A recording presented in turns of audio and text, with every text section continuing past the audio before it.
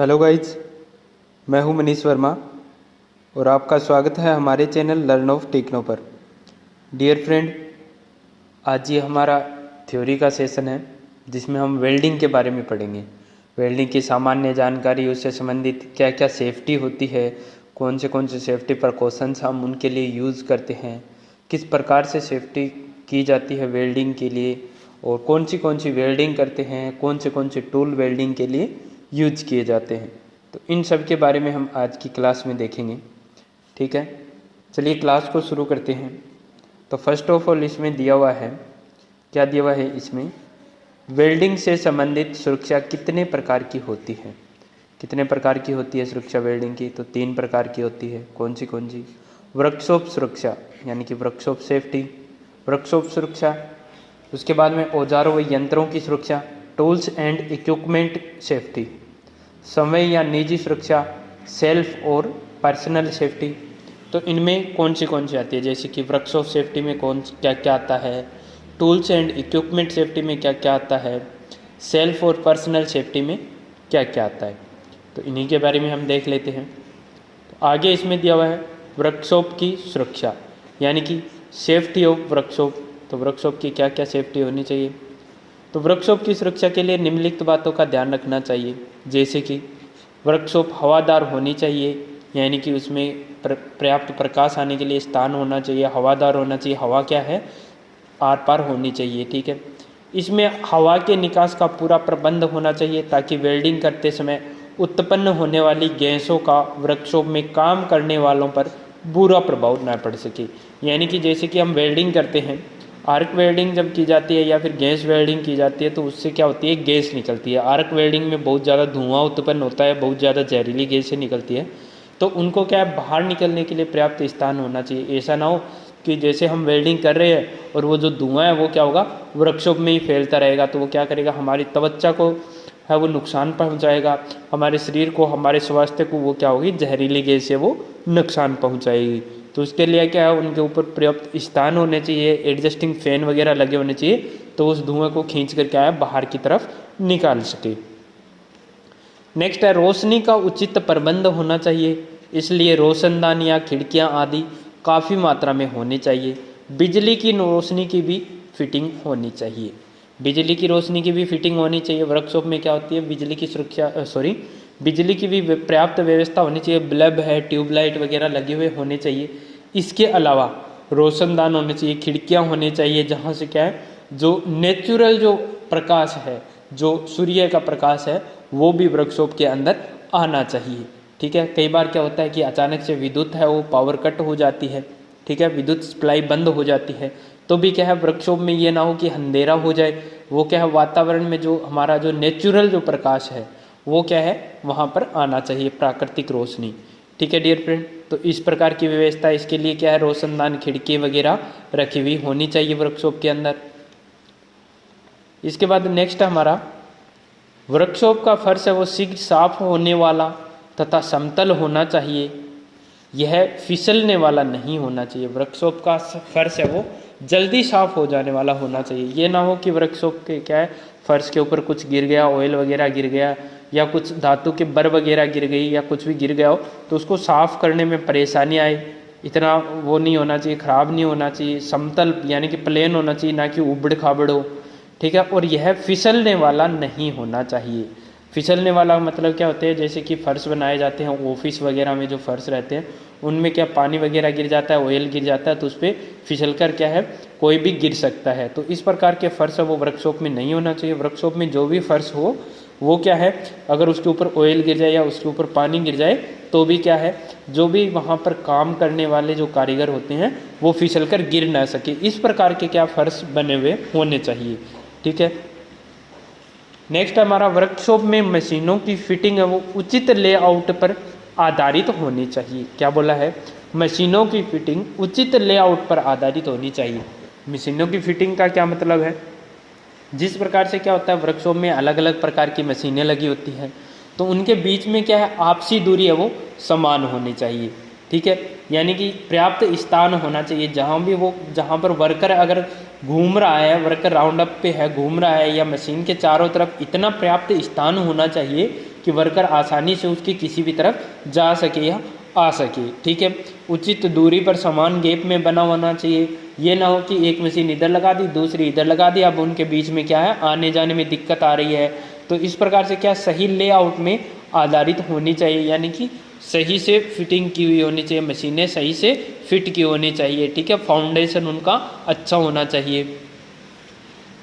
Next है workshop में पानी का प्रबंध होना चाहिए। अब पानी का प्रबंध क्यों होना चाहिए वर्कशॉप में, तो वर्कशॉप में क्या हो सकता है कि जल जाए, या फिर हो सकता है एसिड लग जाए, तेजाब लग जाए। ठीक है, और कुछ और भी दुर्घटना हो जाए, या फिर हो जाए कहीं पर आग लग गई है, कोई भी लकड़ी में आग लग गई है, कागज़ में आग लग गई है, कपड़े में आग लग गई है, तो वहाँ उस टाइप की आग को क्या होती है, वो ए ग्रेड की फायर हमारी होती है। तो उस ए ग्रेड की फायर को हम किससे, हम पानी से या मिट्टी से उसको बुझा सकते हैं। तो इस प्रकार की पानी की व्यवस्था भी रहनी चाहिए। या किसी और, जैसे कि कुछ और कार्य हम कर रहे हैं, या फिर जैसे कि हमारा कोई पार्ट है तो वो ज़्यादा हीट हो रहा है, तो उसको बार बार ठंडा करना है, तो वहाँ पे हमें क्या पानी की आवश्यकता रहती है। या फिर कोई एसिड या तेजाब गिर गया है किसी के ऊपर, तो उसको धोने के लिए भी क्या है, पानी की आवश्यकता रहती है। तो इसलिए क्या है, वर्कशॉप में पानी का प्रबंध है वो होना चाहिए। नेक्स्ट इसमें क्या दिया हुआ है, टूल तथा अन्य वस्तुएं उचित तरीके के अनुसार रखने के लिए अलमारियां तथा टूल कप बोर्ड आदि का प्रबंध होना चाहिए। टूल व अन्य उचित तरीके के अनुसार रखने के लिए टूल और अन्य वस्तुएं, जैसे कि वर्कशॉप में क्या है, बहुत से प्रकार के इक्विपमेंट क्या होते हैं, यूज में लिए जाते हैं। ठीक है, बहुत से टूल यूज में लिए जाते हैं, बहुत से वर्क पीस होते हैं, वर्क जैसे कि कटिंग टूल है, कोई मेजरिंग टूल है, ठीक है, कोई मार्किंग टूल है। तो इनके लिए क्या अलग अलग स्थान बने होने चाहिए, अलमारियां होनी चाहिए, या फिर क्या है, टूल कप बोर्ड आदि का प्रबंध होना चाहिए, जिसमें क्या है कि हर चीज़ का अलग से क्या हो, उसका फिक्स स्थान हो जहाँ पर हम उसको आसानी से रख सके। ठीक है, जैसे कि अगर मेजरिंग टूल को कटिंग टूल के साथ रख दिया तो उसकी क्या मेजरमेंट है वो ख़राब हो जाएगी, उसकी एक्यूरेसी है वो ख़राब हो जाएगी, उस पर कट लग सकता है। ठीक है, तो इस प्रकार से क्या बहुत प्रकार की दिक्कतें वो हमें देखने के लिए मिलती है। तो उनको दूर करने के लिए क्या करना चाहिए, उचित प्रकार की क्या है अलमारियां होनी चाहिए, या फिर टूल का बोर्ड वगैरह होने चाहिए। तो उसमें क्या है अलग अलग उनके खाने बने हो, जिसमें हम क्या है हमारे टूल और इक्विपमेंट को आसानी से उसमें रख सकें। ठीक है, नेक्स्ट इसमें दिया हुआ है 7 नंबर। 7 नंबर में क्या दिया हुआ है, 7 नंबर में हमें दिया हुआ है वेल्डिंग शॉप में तेल, ग्रीस, पेंट तथा अन्य ज्वलनशील वस्तुएं नहीं होनी चाहिए, इन्हें रखने के लिए अलग प्रबंध करना चाहिए। वेल्डिंग शॉप में क्या क्या नहीं होना चाहिए, ऑयल नहीं होना चाहिए, ग्रीस नहीं होना चाहिए, पेंट नहीं होना चाहिए, वह अन्य ज्वलनशील वस्तुएं जो भी होती है, जैसे कि कॉटन है, लकड़ी है, ठीक है, तो या रबर है, तो इस प्रकार की वस्तुएं वो वेल्डिंग शॉप में नहीं होना चाहिए। क्यों, क्योंकि वेल्डिंग शॉप में हम वेल्डिंग करते हैं तो वहाँ पर क्या आर्क उत्पन्न होती है, आर्क से क्या होता है फिर इन चीज़ों में जो है आग लगने का डर रहता है। तो इसलिए क्या है वेल्डिंग के वर्कशॉप में हमें विशेष रूप से ध्यान रखना चाहिए, जहाँ पर हम वेल्डिंग कर रहे हैं उस स्थान पर हमें ध्यान में रहना चाहिए कि यहाँ पर कोई भी ज्वलनशील पदार्थ है वो न पड़ा हुआ हो वहाँ पर, या किसी ने न रख दिया वहाँ पर। तो इन चीज़ों का हमें पहले से निरीक्षण कर लेना चाहिए, इन चीज़ों को ध्यान से देख लेना चाहिए, ताकि क्या हम एक एक्सीडेंट होने से बचा सके, या खुद भी एक एक्सीडेंट होने से, एक हादसा होने से खुद को बचा सके, वर्कशॉप को बचा सके, इक्विपमेंट को बचा सके, हमारे साथी कारीगर जो होते हैं उनको भी हम इस चीज़ से बचा सकते हैं। ठीक है, नेक्स्ट हमारा 8 नंबर, वेल्डिंग के लिए अलग बूथ होना चाहिए जिसमें से आर्क की रोशनी बाहर न आ सके। इसकी दीवारों पर क्या है काला रंग कर देना चाहिए। अब इनकी दीवारों पर काला रंग क्यों करना चाहिए, वेल्डिंग बूथ की जो दीवारें होती हैं उन पर काला रंग क्यों किया जाता है, तो काला रंग जो होता है, कोई भी काली चीज होती है वो क्या करती है, प्रकाश को अवशोषित करती है, प्रकाश को अपने अंदर खींचती है। अगर वहीं पर अगर अंदर की दीवारों पर जैसे कि कोई वेल्डिंग बूथ बना हुआ है, वहीं पर अगर उसमें वाइट कलर कर दिया जाए, वाइट कलर कर दिया जाए तो वो उस प्रकाश को बढ़ा देगा, उस प्रकाश को क्या कर देगा और ज़्यादा बढ़ा देगा। तो इसलिए क्या है उन दीवारों पर काला रंग किया जाता है ताकि वो उस प्रकाश को अवशोषित कर सके, और प्रकाश की जो तेज रोशनी जो निकल रही है, आर्क की जो तेज रोशनी निकल रही है उसको कम कर सके। इसके लिए दीवारों पर काला रंग किया जाता है। और साथ में क्या बोला, वेल्डिंग के लिए अलग बूथ होना चाहिए, यानी कि अलग अलग बूथ बने होने चाहिए ताकि जो हमारे साथी कारीगर है जो अन्य कार्य कर रहे हैं उन पर वेल्डिंग आर्क की प्रभाव न पड़े, क्योंकि वेल्डिंग आर्क जो निकलती है उससे खतरनाक किरणें निकलती है, उससे खतरनाक गैसें निकलती है, तो वो हमारे साथी कारीगर को भी नुकसान न पहुंचा सके। ठीक है, आर्क वेल्डिंग की जो रोशनी होती है वो सबसे ज़्यादा हमारी चमड़ी पर और उससे भी ज़्यादा हमारी आंखों को नुकसान पहुंचाती है। तो इसलिए क्या है, हमें आर्क वेल्डिंग से खुद को भी बचाना चाहिए और साथ में जो हमारे साथी कारीगर भी काम कर रहे हैं उनको भी वेल्डिंग से बचाना चाहिए। ठीक है, वेल्डिंग से जो आर्क जो निकलती है उसकी रोशनी से उनको भी बचाना चाहिए। नेक्स्ट है 9 नंबर, इसमें आग बुझाने वाले यंत्र यानी कि फायर एक्सटिंग्विशर जरूर होने चाहिए ताकि आवश्यकता अनुसार इसके उपयोग से आग बुझाई जा सके। अब जहाँ पर वेल्डिंग की आग लगी होती है, वेल्डिंग की आग कौन सी क्लास में आती है, तो क्लास डी फायर में आती है। कौन सी क्लास में? क्लास डी फायर में वेल्डिंग की आग आती है। ठीक है, इसके लिए हम कौन सा फायर एक्सटिंग्विशर यूज करते हैं, तो इसके लिए हम कौन सा हेलन एक्सटिंग्विशर, जिसको CTC फायर एक्सटिंग्विशर भी बोलते हैं, BCF फायर एक्सटिंग्विशर भी बोलते हैं। जो हमारी वेल्डिंग की आग होती है वो क्लास डी फायर में आती है। ठीक है डियर फ्रेंड, और इसके लिए हेलन एक्सटिंग्विशर का यूज हम आग बुझाने के लिए करते हैं। तो इसके लिए क्या है, इसमें आग बुझाने वाला यंत्र यानी कि फायर एक्सटिंग्विशर जरूर होना चाहिए हमारे वर्कशॉप के अंदर, ताकि आवश्यकता अनुसार इसके उपयोग करके क्या बाई चांस अगर कहीं पर आग लग जाए तो उस आग को आसानी से बुझाया जा सके। ठीक है, नेक्स्ट है हमारा 10 नंबर। 10 नंबर में क्या दिया हुआ है, तो डियर फ्रेंड 10 नंबर में हमारा दिया हुआ है, वर्कशॉप में उचित स्थान पर आवश्यक वस्तुओं से भरा एक आरंभिक सहायता का बॉक्स यानी फर्स्ट एड बॉक्स रखा होना चाहिए। आवश्यकता पड़ने पर आरंभिक डॉक्टरी यानी कि फर्स्ट एड सहायता का भी प्रबंध होना चाहिए। आरंभिक डॉक्टरी सहायता यानी कि जो प्राथमिक चिकित्सा बोलते हैं, जिसको क्या बोलते हैं, प्राथमिक चिकित्सा बोला जाता है। ठीक है, उसका भी प्रबंध होना चाहिए। यानी कि वर्कशॉप में उचित स्थान पर आवश्यक वस्तुओं से भरा फर्स्ट एड बॉक्स होना चाहिए, जिसके अंदर क्या है, फर्स्ट एड बॉक्स में हमारे लगभग होते हैं 21 से 22 प्रकार के इक्विपमेंट होते हैं जो उसके अंदर हमारे रहने चाहिए। ठीक है, जो हमारा सेफ्टी का जो फर्स्ट लेसन है उसके अंदर आपको मिल जाता है। अगर आपने सेफ्टी वाला लेसन नहीं देखा है या दोबारा से आप क्लियर करना चाहते हैं तो हमारे चैनल पर आप जाएंगे, वहाँ पर लिखा हुआ है सेफ्टी ऑल ऑफ यू के नाम से एक प्लेलिस्ट बनी हुई है।